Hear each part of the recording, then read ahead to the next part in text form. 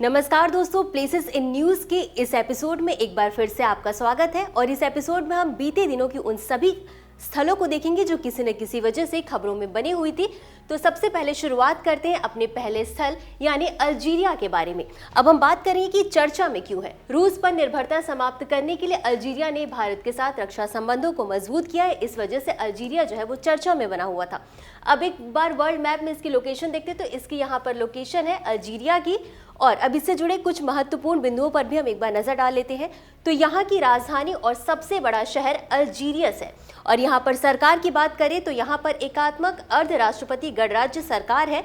और क्षेत्र ये मागरेब यानी उत्तरी अफ्रीका, ये आपका उत्तरी अफ्रीका में स्थित है। अब एक बार ये जो स्थान है इससे जुड़ी सीमाओं पर भी नजर डाल लेते हैं। तो इस मैप को अब हम देखेंगे, ये रहा आपका अल्जीरिया। अब अल्जीरिया से जुड़े कौन कौन से देश की सीमा लगी है वो भी हम देख लेते हैं।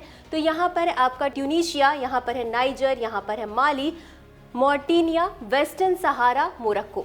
तो ये आपके जो देश हैं इनसे आपकी ये अल्जीरिया की सीमा लगती है, जैसा कि यहाँ पर हमने डिस्कस किया। और इसके अलावा भूमध्य सागर से भी इसकी सीमा लगती है। और ये रहा आपका भूमध्य सागर से भी इसकी सीमा लगती है। अब इससे जुड़े कुछ और महत्वपूर्ण बिंदुओं पर भी चर्चा कर लेते हैं। तो फ्रांस ने 1830 में अल्जीरिया पर आक्रमण किया और 1848 में औपचारिक रूप से इस पर कब्जा कर लिया था। हालांकि पूरी तरीके से नियंत्रण जो है इस पर 1903 में ही हासिल हो पाया था। अब इसके बाद अल्जीरिया स्वतंत्रता संग्राम 1954 में शुरू हुआ था और इसके परिणाम स्वरूप 1962 में अल्जीरिया को स्वतंत्रता मिल गई थी। और इसी के साथ अल्जीरिया के पास दुनिया का 16वां सबसे बड़ा पेट्रोलियम भंडार और 9वां सबसे बड़ा प्राकृतिक गैस भंडार है। तो इस तरीके से हमने अल्जीरिया के बारे में समझा। अब आगे बढ़ते हैं अपनी अगली स्थल की तरफ, जिसका नाम है चानकाय बंदरगाह। अब ये चर्चा में क्यों था? तो पेरू क्रॉस कॉन्टिनेंटल रेल मार्ग को आगे बढ़ाने के लिए चीन ब्राजील के साथ बैठक करना चाहता है और इस वजह से ये चर्चा में बना हुआ है। तो ये रहा आपका ब्राजील का मैप।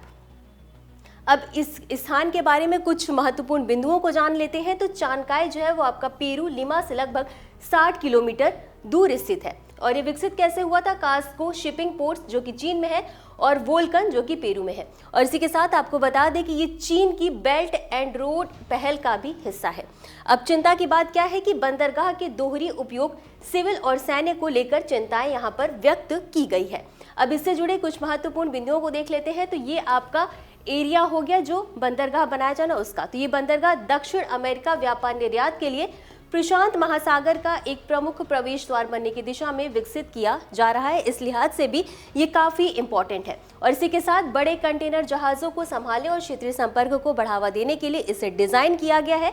और ये अन्य दक्षिण अमेरिकी बंदरगाहों पर पेरू की निर्भरता कम होने की उम्मीद है, यानी कि इस बंदरगाह के निर्माण से दक्षिण अमेरिका बंदरगाह पर पेरू की जो निर्भरता है वो कम हो जाएगी। इसके साथ ही लैटिन अमेरिका क्षेत्र में चीन की भू राजनीतिक और आर्थिक उपस्थिति को भी ये बंदरगाह बढ़ावा देगा। तो ये तो हमने समझा चानकाय बंदरगाह के बारे में। अब आगे बढ़ते हैं अपने अगले क्षेत्र की तरफ, जिसका नाम है कर्च स्ट्रेट। तो सबसे पहले तो यही समझेंगे कि चर्चा में क्यों है। तो यूक्रेन ने पानी के अंदर विस्फोटक का इस्तेमाल करके क्रीमिया ब्रिज को निशाना बनाने की जिम्मेदारी ली है। तो ये रहा आपका क्रेच स्ट्रेट और यहाँ पर है आपका क्रीमियन ब्रिज। तो सबसे पहले इससे जुड़े कुछ महत्वपूर्ण बिंदुओं पर नजर डाल लेते हैं। तो स्थान की बात करें तो ये पूर्वी यूरोप में स्थित है और इसी के साथ ये आपका काला सागर और आज़ोव सागर को जोड़ता है। ये रहा आपका काला सागर और ये है आपका ओज़ोव सागर, तो ये इसको जोड़ता है। अब इसके ऐतिहासिक नाम की बात करें तो इसका ऐतिहासिक नाम है सिमेरियन बोस्पोरस, स्ट्रेट ऑफ तमन, स्ट्रेट ऑफ येनिकेल। और कर्च ब्रिज की बात करें तो ये रूसी मुख्य भूमि तमन प्रायद्वीप को क्रीमिया से जोड़ता है। इतना समझने के बाद अब हम इससे जुड़ी कुछ और महत्वपूर्ण बिंदुओं पर भी नजर डाल लेते हैं। ये आपका क्रेच है और यहाँ पर ये ब्रिज है ओपन इन में। और ये चुश्का लैंड स्प्लिट के पास स्ट्रेट का सबसे पतला हिस्सा सिर्फ 3 से 5 किलोमीटर ही चौड़ा है। साथ ही साथ क्रीमिया की तरफ स्ट्रेट के बीच में स्थित कर्च शहर जो है वो क्षेत्र की रणनीतिक परिदृश्य में एक केंद्रीय भूमिका निभाता है। और आपको बता दें कि 2014 में रूस के द्वारा क्रीमिया पर कब्जा करने के बाद ये क्षेत्र जो है वो संघर्ष का मुख्य केंद्र रहा है, जो कि एक प्रमुख भू राजनीतिक हॉटस्पॉट बन गया है। तो ये था, हमने समझा कर्च स्ट्रेट के बारे में। अब आगे बढ़ते अपने अगले स्थल की तरफ, जिसका नाम है कोलंबिया। तो अब हम कोलंबिया के बारे में समझेंगे। तो सबसे पहले तो हम यही देखेंगे कि कोलंबिया आखिर चर्चा में क्यों है। तो कोलंबिया के FARC विद्रोहियों ने धमकी दी है कि अगर अमेरिका हमला करने की कोशिश करेगा तो वे पलटवार करेंगे। अब एक बार वर्ल्ड मैप में देख लेते हैं तो कोलंबिया की लोकेशन ये यहाँ पर है और इसका आधिकारिक नाम है कोलंबिया गणराज्य। और स्थान की बात करें यानी इसकी स्थिति की बात करें तो ये मुख्य रूप से दक्षिण अमेरिका में स्थित है, कुछ द्वीप उत्तरी अमेरिका में भी स्थित है। राजधानी और सबसे बड़ा शहर इसका बोगोटा है। और यहाँ पर सरकार की बात करें तो यहाँ पर एकात्मक राष्ट्रपति गणतंत्र सरकार है। अब ये जो एरिया है यानी ये जो कोलंबिया है इससे जुड़ी जो भी सीमाएं हैं उन पर भी एक बार हम नजर डाल लेते हैं। तो ये है आपका कोलंबिया। अब इससे कौन कौन सी जो सीमा लग रही है वो हम देख लेते हैं, लेकिन उससे पहले हम समझ लेते हैं इससे जुड़े कुछ और महत्वपूर्ण बिंदुओं के बारे में। तो कोलंबिया जो है 1499 से स्पेनिश कॉलोनी रहा और 1810 में आज़ाद हुआ था और यह आधिकारिक तौर पर 1886 में कोलंबिया गणराज्य बना। इसके साथ ही कोलंबिया दक्षिण अमेरिका में तीसरी सबसे बड़ी और तेजी से बढ़ती हुई अर्थव्यवस्था है। इस लिहाज से भी ये बेहद इंपॉर्टेंट है। और इसी के साथ अमेरिका ने कोलंबिया के राष्ट्रपति गुस्तावो पेट्रो और उनके प्रमुख मंत्रियों पर प्रतिबंध लगाए हैं तथा देश को दी जाने वाली सैन्य सहायता रोकने पर भी विचार कर रहा है। अब कोलंबिया से जितनी भी सीमाएं लगी उन पर भी एक बार हम नजर डाल लेते हैं। तो ये रहा आपका कोलंबिया और यहाँ पर इसकी सीमा लग रही है वेनेजुएला से, पेरू से, इक्वाडोर से और इसके साथ ये पनामा से भी लग रही है।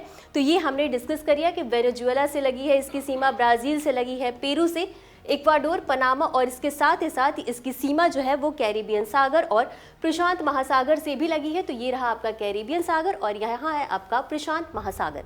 तो इतना समझने के बाद हम आगे बढ़ते हैं अपनी अगली स्थल की तरफ और ये स्थल है श्रीलंका। तो श्रीलंका चर्चा में क्यों बना है सबसे पहले हम ये देख लेते हैं। तो दिशा नायके ने पुलिस से संबंध होने के आरोप लगाते हुए श्रीलंका में नशीली दवाओं की समस्या को खत्म करने के लिए देशव्यापी अभियान शुरू किया था और इस लिहाज से ये चर्चा में बना हुआ था। तो पहले तो इसकी वर्ल्ड मैप पे लोकेशन देख लेते हैं। तो इसकी लोकेशन यहाँ पर है श्रीलंका की। और स्थान की बात करें तो दक्षिण एशिया में स्थित ये द्वीपीय राष्ट्र है और हिंद महासागर में भी स्थित है। राजधानी की बात करें तो इसकी राजधानी श्री जयवर्धनेपुरा कोट्टे है। यहाँ पर शासन प्रणाली की बात करें तो यहाँ पर एकात्मक अर्ध राष्ट्रपति गणराज्य शासन है। इसी के साथ यहाँ की जो है कि अलग अलग राजधानी है, यानी कि विधायी राजधानी की बात करें तो यहाँ की विधायी राजधानी है श्री जयवर्धनेपुरे कोट्टे और प्रशासनिक, न्यायिक और वाणिज्यिक राजधानी है कोलंबो। अब इससे जुड़े कुछ और महत्वपूर्ण बिंदुओं पर भी एक बार हम नजर डाल लेते हैं। तो ये तो रहा आपका श्रीलंका का मैप। और आपको बता दें कि श्रीलंका जो है वो हिंद महासागर का मोती इस नाम से भी श्रीलंका को जाना जाता है, क्योंकि इस द्वीप की खूबसूरती ही इतनी अच्छी है कि इसे जो है वो हिंद महासागर का मोती कहा जाता है। इसी के साथ श्रीलंका का दर्ज इतिहास की बात करें तो इसका इतिहास जो वो 3500 से अधिक वर्षों का है, जिसमें कि प्राचीन बस्तियां भी शामिल हैं। इस लिहाज से इसका ऐतिहासिक महत्व भी है।